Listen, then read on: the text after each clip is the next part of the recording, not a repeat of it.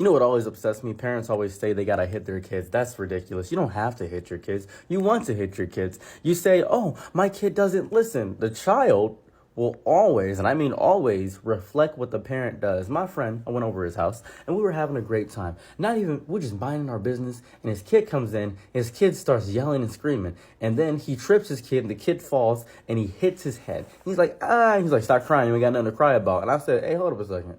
Don't do that. I picked up the kid and I said, are you okay? He said, yeah. And I was like, it's okay. And I put some ice in my hand and I put it on his head and I said, you feel better? He's like, mm-hmm. I was like, good. You can't run like that. You could fall and trip. That's an issue. You don't want to run inside the house.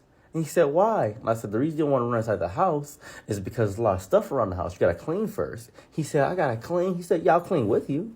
And so we cleaned up his room. We went to his room. My friend was just watching the show that we were watching together. And I helped him clean up his entire room. And I said, now try running in your room. And he ran in his room. And I said, see, you don't fall as much, do you? He said, yeah, I don't get hurt by the Legos. And I said, see, easier, right? I went back and the kid sat down next to me.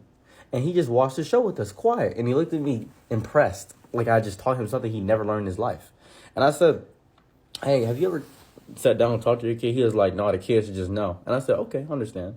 And at that moment, I think I realized that some people are more obsessed with being parents than actually being a figure of support. They like the title of parent without the figure of support aspect. They like the idea of being a parent, but not the reality of it. And that's scary. It's a very scary reality to live in where you are obsessed with being a parent and not actually being a parent. You know what I mean? It's weird. And I dealt with that, looking at him and seeing how he dealt with this child. And then I came over more and more, and the kid loved it when I came over. He was respectful and kind to me, and he was quiet and reserved with his actual parent. And that's scary when you create this bit of a divide between the two of them. You need to be patient with a child because the child is only going to learn from one source. You can learn from peer pressure and maybe friends in school or maybe the environment, but more than likely you are the basis of how the child's going to learn.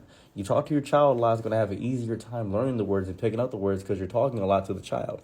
If you're dismissive to the child will learn to be dismissive. If you're violent, the child will learn to be violent. You need to understand that a child is a mirror of what you are. That's it. That's all it is. Weird timings.